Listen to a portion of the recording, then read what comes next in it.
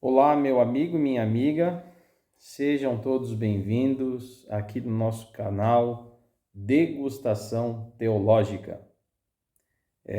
O intuito é levar até você informação sobre teologia, história do cristianismo e assuntos ligados a isso. A ideia é fazer com que você tenha uma pequena degustação a fim de provar como é bom estudar teologia, como é bom se aprofundar nas questões do cristianismo e das escrituras sagradas, que é a fonte de todo saber. Eu sou o pastor David Domenicali, pastor da Igreja Batista Fraternidade, e esse é o meu canal. Convido a você a me acompanhar e também a curtir esse vídeo, dar um likezinho aí, se inscreve nesse canal e compartilha com os amigos. Tenho certeza que será bem proveitoso. Cada vez que a gente colocar algo aqui, tenho certeza que vai somar aí com o seu aprendizado, ok? Bom, e o assunto de hoje é bem interessante porque estou gravando esse vídeo, hoje é dia 11/11 de 2022. 11 de novembro de 2022 está sendo gravado esse vídeo. E o assunto é religião e política. Eu poderia até colocar um pouco mais específico, como cristianismo e política, né? É possível essas coisas estarem juntas? É possível a gente falar sobre isso? É possível a gente aproximar uma coisa da outra?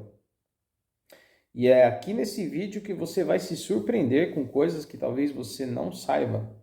E você vai perceber que não só é possível, mas em alguns momentos da história se faz extremamente necessário. Bom, em primeiro lugar, a questão da política. O que significa política, né? Bom, a política é algo que está ligado a polis. Polis significa cidade.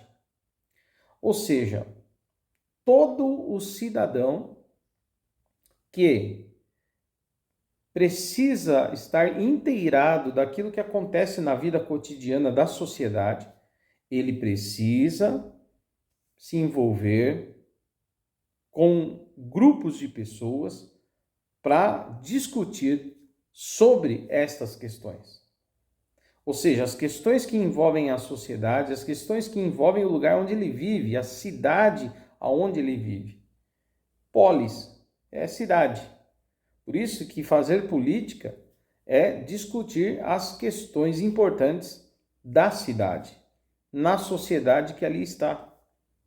Por isso que o termo idiota, né, é um termo usado exatamente para isso, que o idiota é aquele que se afasta dos assuntos pertinentes ao ambiente que ele vive, ao lugar que ele vive, e aí dessa forma ele fica totalmente alienado às questões que estão acontecendo em sua volta, que é o termo usado para isso, né, da língua grega, vem do derivado grego, que surge a palavra idiota.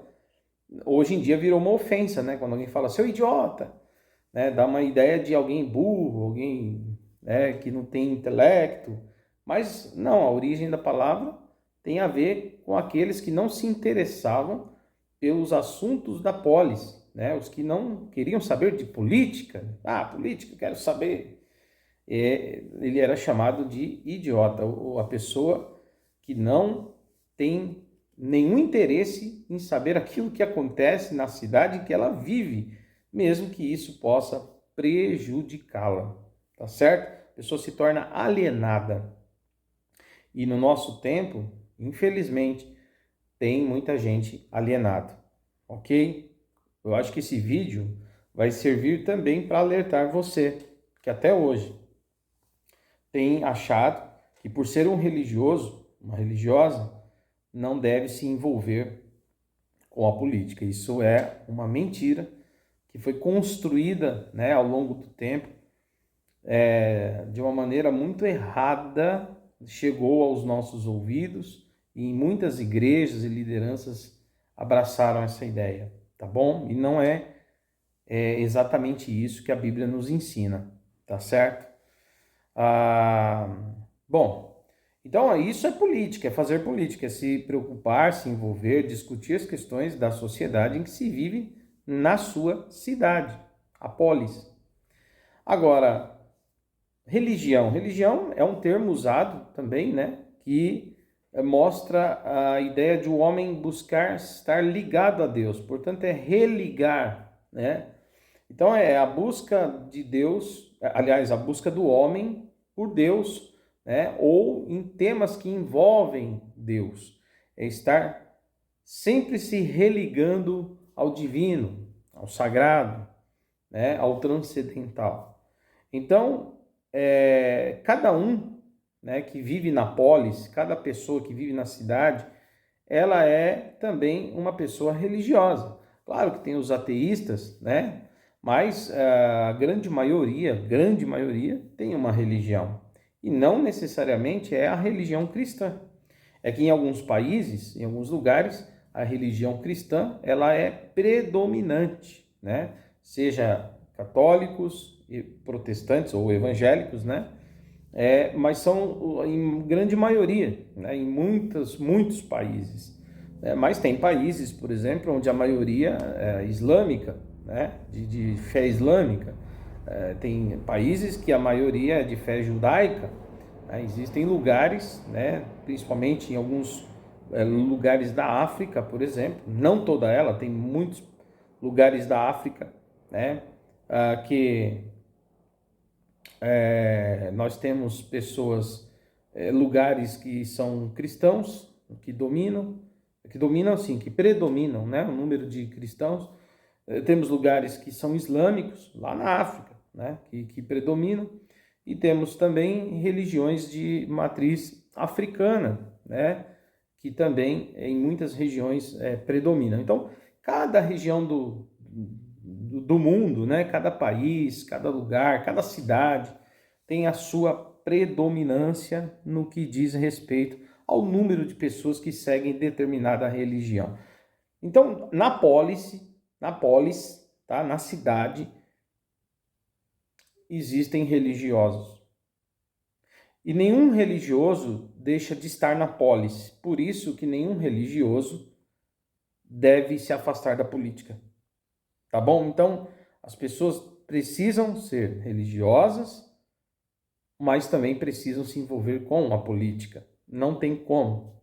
Até porque, quando você não se envolve com a política, existem leis que podem ser aprovadas ali, que vão, inclusive, confrontar a sua religião.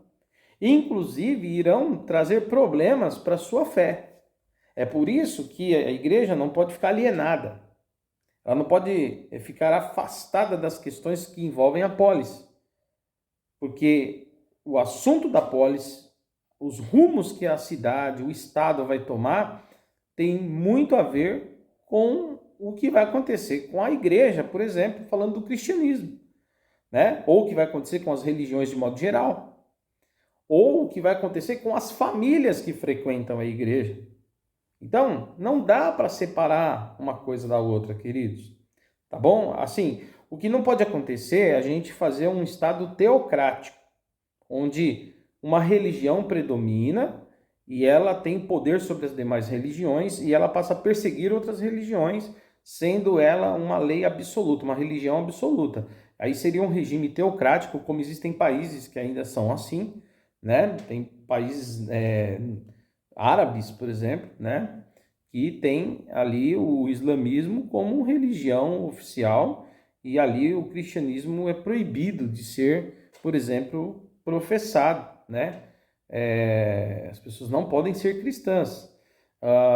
Não somente cristãs, elas não podem ser de outra religião, de qualquer religião, e lá nesses lugares de extremismo, né, onde o sistema é teocrático, né, ali, até hoje, né, as outras religiões não têm voz, tá? Então, eu acho que a ideia não é ter uma teocracia, mas sim, né, num sistema democrático, entender que as pessoas são religiosas e o Estado precisa ser laico, não ateu, entendamos isso, mas um Estado que tem espaço para todas as religiões. Isso tem que ser bem compreendido, né? Inclusive por muitos pastores que às vezes não entendem, né, que o país tem que ter um espaço, né, para que haja liberdade para todas as religiões, tá? Então isso é muito importante, porque é o conceito de democracia e é um conceito de liberdade, tá certo? E o cristianismo, se ele tem uma coisa que existe no cristianismo, é liberdade, tá bom? Ninguém vai ser cristão por força, ninguém vai ser evangélico ou católico por obrigação, mas é por uma ação do Espírito Santo no seu coração que o levará a aceitar o evangelho, ok? Então, que fique claro que o Estado deve ser laico, e laico não é ateu, mas é um Estado que tem espaço para todos. Não é o que a gente vê hoje. Vamos falar claramente, né? Nós temos lugares, escolas, que quiseram proibir, por exemplo, né? Não é nem escolas, né? São projetos de lei, vamos corrigir aqui o que eu disse, projetos de leis de determinados partidos políticos ou de determinadas pessoas ligadas a políticas que tentaram aprovar projetos onde a Bíblia não poderia existir numa biblioteca de escola, por exemplo. Isso é um absurdo. Isso aí é uma perseguição religiosa, tá certo?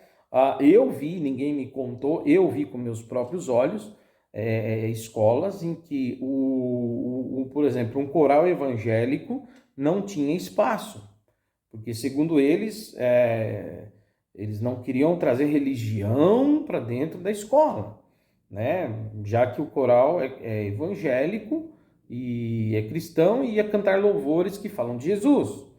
Mas a mesma escola promovia Semana de Cultura Afro e ali tinha músicas ligadas ao candomblé, né? E inclusive histórias, né, dos deuses africanos, mostrando que nós tínhamos que entender isso como cultura afro. Ora, mas o cristianismo também é cultura. O cristianismo é fé, mas também é cultura. Veja a arte sacra. Eu sou protestante, sou evangélico, eu não sou católico, mas eu respeito a arte sacra. Por exemplo, se a gente for falar de cultura e de arte, ora, a base do nosso país, ela é cristã. Temos muita arte ligada ao cristianismo. Temos os ícones, né? Temos as imagens de escultura, temos tantas outras coisas, obras ligadas ao cristianismo. E por falar em arte, vamos falar agora do evangélico, um coral que canta, né, um hino, uma canção cristã, é também arte musical, é expressão musical da cultura cristã. É louvor a Deus para quem crê, mas para os que não crê, é uma cultura religiosa do cristianismo. Então tem que ser respeitado também como cultura para quem não crê. Então, esse discurso, muitas vezes, né, de que o cristianismo tinha que ficar separado do Estado, acabou se transformando numa perseguição, né, ao cristianismo, mas não é uma perseguição no sentido de que vamos prender os cristãos, vamos fechar a porta das igrejas, não é nesse sentido, mas no sentido assim de tirar, né, os espaços, né, tirar do cristianismo os espaços públicos, né, bibliotecas, escolas, teatros, né, eventos culturais, onde o cristianismo foi perdendo espaço, né, e outras matrizes foram islâmicas, matrizes de religião islâmica, matriz de religião, aliás, religião de matriz africana, islâmica, tinham espaço e o cristianismo não tinha, né? Então, isso tem acontecido, tá? Eu tenho observado, e algumas pessoas vão querer dizer que eu estou falando fake news aqui, né? E não é fake news, ok? Isso aí que eu estou falando é fato, tá? Não é uma coisa assim muito evidente, não é uma ordem, mas isso tem acontecido sim em muitos ambientes, principalmente escolas e locais públicos ligados à cultura, tá certo? Como se o cristianismo não fosse também cultura. Então, assim, pessoal, então você está entendendo por que a igreja, os cristãos, as famílias da igreja, eles não vão fazer o Brasil virar um estado teocrático cristão, não, mas eles precisam efetivamente estar ligados ao que acontece, antenados e discutindo sim nos espaços públicos, sim o que acontece na política. Inclusive, sim, nomeando pessoas para serem candidatos a deputados, vereadores, principalmente deputados e vereadores que trabalham, né, ligados a leis, né? E, se possível, por que não? Prefeitos, governadores, presidentes. Embora eu particularmente acho que o pastor não deve se candidatar a nenhum desses cargos políticos, porque ele foi chamado para ser pastor, tá? Então, eu acho que cristãos da igreja evangélica, cristãos comprometidos da igreja católica, devem sim levar sua fé, sua expressão de fé, né, a sua ética, a sua moral, tá? A moral cristã, ele tá nele, ele carrega com ele, e ele pode sim ser nomeado pela igreja e disputar uma eleição e ser eleito para lá na Câmara, né, dos deputados ou dos vereadores, representar a igreja, tá certo? Eu acho só que pastor, eu conheço pastores que estão envolvidos com política, eu respeito, tem homens de Deus sérios, inclusive lá, tem alguns que deram escândalo também, né? E eu quero te dizer que não existe uma igreja romântica, tá? Assim, a ideia de você criar um romance. A igreja, ela sempre tem homens bons e ruins dentro dela. Essa é que é a verdade. Joio e trigo andam juntos, tá? Isso você precisa entender. Você que está dentro da igreja, não romantize a igreja. Tem gente boa de Deus e tem gente ruim dentro da igreja, tá? Tem salvo e não salvo dentro da igreja. Inclusive, tem gente que vai dar bom testemunho no mundo e tem gente que vai dar um péssimo testemunho. Não se escandalize, porque Jesus mesmo avisou isso. Tá? E o pessoal de fora que estiver assistindo esse vídeo, você precisa entender isso também. Isso não mancha a imagem da igreja. Isso só mostra que homens são falhos e tem aqueles que têm compromisso com Deus e aqueles que não o têm, tá? Apesar de estarem todos dentro daquilo que nós chamamos de igreja, tá? Bom, agora a questão de salvação, se é salvo, se é condenado, se vai ser julgado ou não, é um outro tema. Aí é um tema que está ligado à soteriologia, questão de salvação. Não vou entrar nisso agora, só estou mostrando aqui para vocês essa situação que existe e nós precisamos considerar, ok?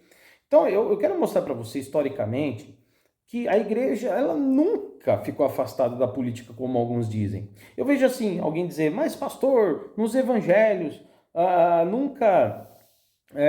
Jesus nunca falou, vão lá e elejam deputados, elejam presidentes, elejam pessoas para lutar. Jesus nunca disse isso, é verdade, eu concordo. Mas me mostra o texto onde ele também disse para não elegermos. Onde está escrito que ele disse, não vão para a política, não elejam pessoas, não. Queridos, ele não disse nem para fazer, nem para não fazer. Você está entendendo? Eu só poderia não eleger cristãos, não poderia envolver a igreja nesses assuntos da polis, se Jesus tivesse proibido veementemente. Mas não existe texto de proibição. O que você precisa entender é que as cartas do Novo Testamento escritas pelos apóstolos, o intuito delas não é entrar nessa questão. O intuito é mostrar qual o comportamento do cristão na vida, dentro da igreja e fora da igreja, e mostrar quais são as doutrinas fundamentais da fé para a gente seguir. Esse é o intuito. O intuito da narrativa dos evangelhos, por exemplo, é apresentar quem é Jesus e como ele é o Salvador do mundo e que nós devemos segui-lo. Então, não vamos misturar as coisas, porque tem um monte de coisa que a Bíblia não diz e nós fazemos. Por exemplo, Jesus nunca mandou construir igreja, templo, certo? E por que nós construímos? Lá, nunca disse que a gente tinha que ter um documento, mas nós fazemos. Por quê? Porque nós vivemos numa sociedade onde para você ser representado legalmente e existir legalmente diante da justiça, diante da sociedade, tá entendendo? Existir mesmo ali como uma organização religiosa, você precisa legalizar a igreja, fazer um CNPJ, para você existir como igreja, né? Não como igreja corpo místico de Cristo, porque isso aí independe de documentos humanos, terrenos. Eu estou falando igreja como instituição religiosa, para você poder ter acesso a um presídio. Você acha que eles vão deixar qualquer pessoa entrar num presídio para fazer evangelização para os presos? Você acha que eles vão deixar qualquer pessoa entrar lá no hospital, ela chega e fala, sou pastor. E eles, só porque você disse que você é pastor, você pode entrar aqui e fazer uma oração no hospital. Claro que não, você precisa ter uma documentação, algo que comprove que você representa uma instituição religiosa. Isso é muito simples de entender isso, tá? A Bíblia não fala nada, mas nós precisamos, mediante a sociedade que vivemos. Então, mediante a sociedade que vivemos, na polis, tudo que acontece na polis, na cidade, que é discutido, as leis que são discutidas, elas podem afetar a igreja positivamente ou negativamente. E é por isso que a igreja tem que se envolver. Você sabe que o Charles Spurgeon disse que só os tolos acham, Charles Spurgeon, pastor batista do século XIX, conhecido como o príncipe dos pregadores. Ele disse que só os tolos acham que religião e política não devem ser discutidos, principalmente pelos cristãos. Ele diz, é por isso que os ladrões, né, os corruptos continuam a governar e é por isso que os falsos profetas continuam a pregar. Então, queridos, nós precisamos deixar a ignorância de lado e entender, abrir nossa mente para isso, tá? O que não pode acontecer é pessoas se corromperem na política, mas nós devemos ter verdadeiros cristãos que vão levar sua ética, sua moral e mostrar que eles são luz em qualquer lugar que eles estejam e a luz de Cristo que há neles irá brilhar. Tá certo?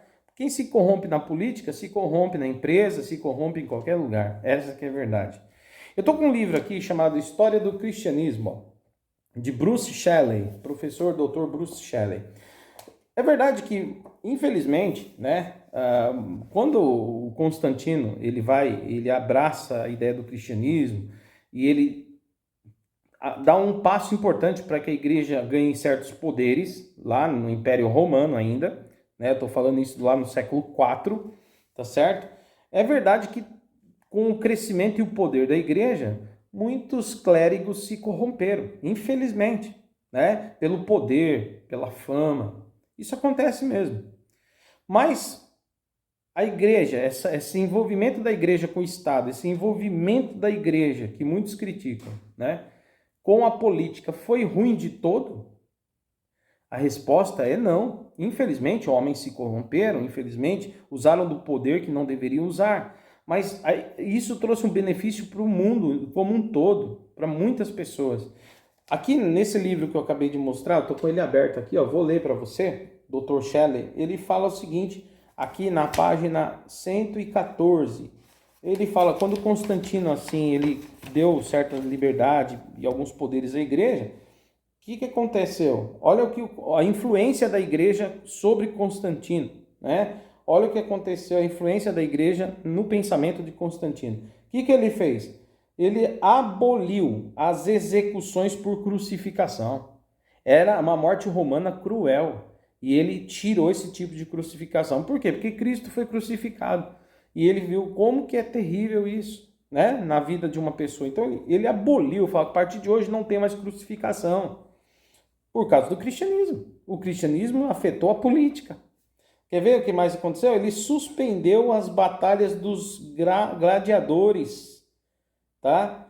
Então, ele tirou, queridos, aquelas coisas que aconteciam nos estádios, né? Que era, para muitos era até um esporte, um lazer, ver gladiadores que eram prisioneiros, né? Se matando lá na arena, né? E isso era visto como um jogo. Olha que coisa bárbara. As pessoas lutavam até a morte lá. Né? A gente tem até o Coliseu em Roma, né? Que sobrou, né? Então, e tem outras arenas, ali é só um exemplo. Mas veja que, então, e estou falando só um exemplo, teve muitas outras coisas que o cristianismo trouxe para o mundo de bom, coisas boas, que é a ética e a moral cristã. Então ele proibiu também essas mortes horríveis lá na arena. Tá? Aqui no mesmo livro, avançando um pouco a história do cristianismo, chegou a época da Reforma Protestante, tá? Aqui na página 266, o Shelley vai mostrar que a reforma só acontece porque Martim Lutero, né, o reformador monge alemão que trouxe, e deu início à reforma protestante, ele só conseguiu fazer essa reforma porque os príncipes da Alemanha, né, deram apoio a ele. Ou seja, a política se envolveu e a burguesia, que estava em ascensão, também viu em Lutero uma forma, né, de conseguir se libertar daquele engessamento social econômico que o clero católico trazia até então, naquele período histórico. Então, veja que a igreja teve papéis fundamentais na história, no desenvolvimento da sociedade como um todo. Você vai ver que na sequência, porque a reforma continuou, aí chegou o momento da reforma radical, né? Aqui no livro fala isso também, os congregacionais e os batistas, que eram separatistas, ou seja, eles traziam a ideia de a igreja ser separada do Estado, tá certo? A igreja ser separada do Estado.